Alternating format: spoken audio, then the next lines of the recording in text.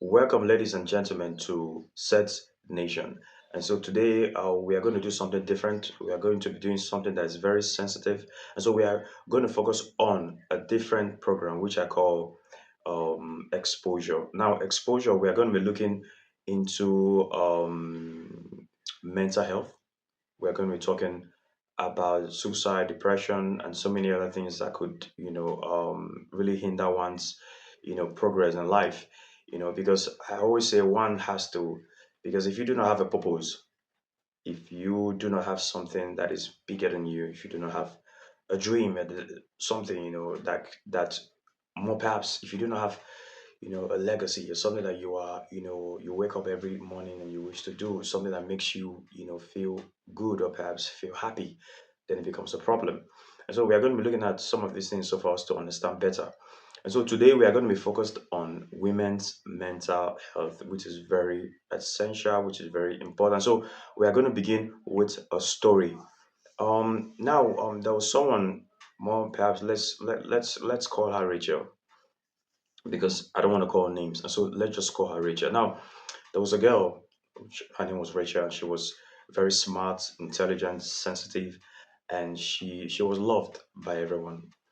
And her family, and but the problem was that she was the only child, which was because it's not easy, being the only child because you have so much expectations, from your parents. And so the dad was a respected man, and they were Christians, more or less they were Catholics, and the dad was a part of this ninth, organization in the Catholic faith. For those who are Catholics would understand, and so the mom too was also part of the association too as well. But then again, Rachel wasn't close to her mom that much because her mom never liked her lifestyle. Her mom never liked the way she looked, her friends, and how she or what she was putting on, stuff like that. And so she wasn't really close to her mom, but she was close to her dad. And so the dad wanted her to go to school, but Rachel had other plans. She wanted to be a dancer.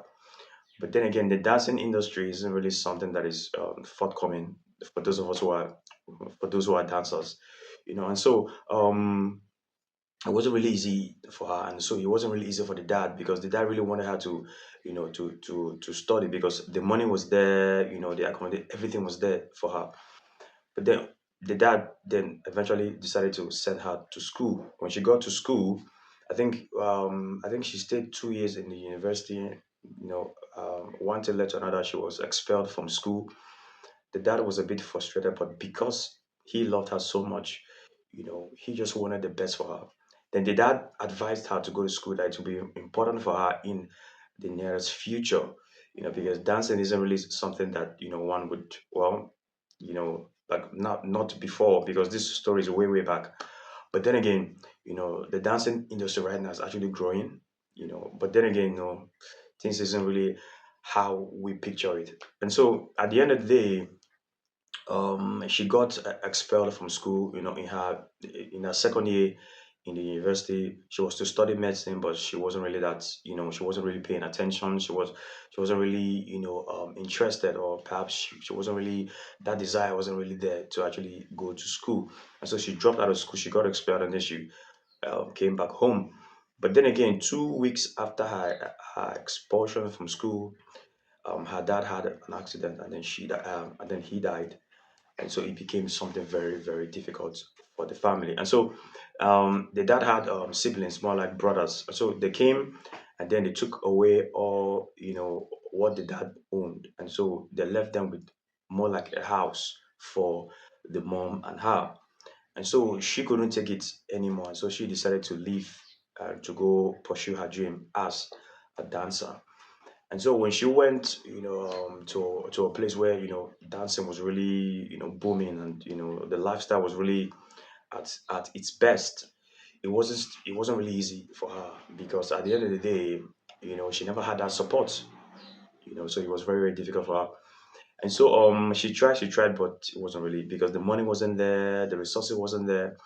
And then she met someone, a friend, that had advised her to go into strip dancing. For those of us who are familiar with strippers in club, because she said, well, her friend told her that would be a better, a better job for her to make more money and more income. And so she decided to go into strip dancing. And so, a day came, unfortunately for her, someone came and a man came and he wanted to dance with her. But as he was dancing and stuff like that, one thing led to another. The guy wanted more, not just a strip dance, he wanted more. But then she rejected his approach, and she, one thing led to another. She hit him, not intentionally, but just because she never wanted, to have sex with him. And so the guy got angry. So they called the people who were in charge, like the security men, let's put it that way, who were in charge of the club, and then they chased the man out. And so I think it was around 1 or 2 a.m. after her session. She was coming back from, like as she was going home. She forgot that, the guy who she humiliated was actually waiting for her. But then the problem was that he wasn't the only one. He invited his friends. There were like 5 or 6. And so they caught her in, and then they took her to a dark alley. And we all know what happened next because I don't really want to say it, But then again, she was raped by 6 different men, and then she was beaten and battered and left, to die. And so, but then again, she was saved by a good Samaritan who saw her, and then he rushed, took her to the hospital. She was treated, and that's the story. But then again, after now being in the hospital bed, she was a bit, she was in her thoughts, and she was wondering what happened to her. How did she get to this, place? Like what happened? And so she was crying and she was emotional because she had nowhere to go to at that moment. She had no one. But then again, she remembered her mom. But then again, the problem was that her mom was judgmental and she couldn't go to her mom. She had no friends, and then the one person that she would have gone to was dead and he was not living again, her dad. And so she was a bit confused. She didn't really know what to do. It was like she was trapped, and then, 2 weeks later, she realized that she was pregnant, but then she didn't know who the father was because she was raped by 6 different men at the same time. And so, and then she wondered and asked herself, how would she be able to take care of a child that she would never ever love? And so she now thought to herself, feeling trapped, nowhere to go. She now thought about one simple option, one simple decision was to take her life. And so she went to her house, tied a rope on, um, and then she tied her neck, and then she committed suicide. And then that was the end of Rachel. So, guys, for those of us who listen to this story, please, um, I just want to ask this very good question. What if you were Rachel? What are you going to do? What will be your plan? What like would you have made a better decision? Because the only decision she had, because she felt she was trapped, she felt she had no one. The next thing she was supposed to do, or the next thing that she wanted to do, was to commit suicide because that was the only best plan at that moment. So please, guys, tell me what now. Imagine if you now imagine if I was to go have a conversation with someone like that. What would I say? What am I gonna say? Her dad was not alive. Now, like, would I tell her that she should go to God? Because if I should say to her, okay, go to God, but she was a Christian, she was a Catholic, so you understand. Her parents were Christians, and so if I'm to say to her, please go to church, and or perhaps please go to God, what would she would say to me, where was God when those things were happening to her? So she's going to be asking these certain questions. Where was God when those things were happening to her? So how would she now go to God? Because there was nowhere to go to, and so she had to make the best decision. So please, guys, share this video, share your comments, and so we are on women's mental health because it's very important that we need to understand many women. go through this. And that's why I started with a story so that we understand better. Many women go through this, sometimes it's difficult for her. Okay, let's say for instance, I say to her, go to the police, go make a request or perhaps report what happened.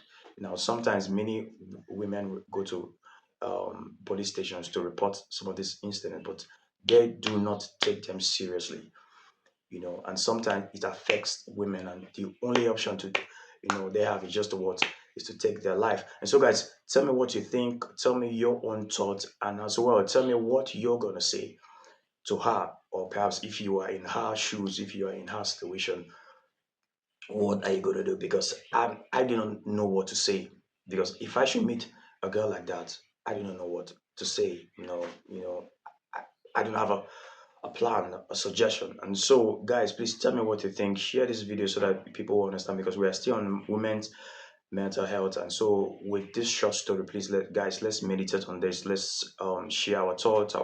Let's have a discussion. Let's comment, and let's put it out there so that people could know this. And please, guys, let's share this. And always remember that I have the next video to share. Thank you very much. I have the next video. So, guys, please stay tuned for more videos on women's mental health. Thank you.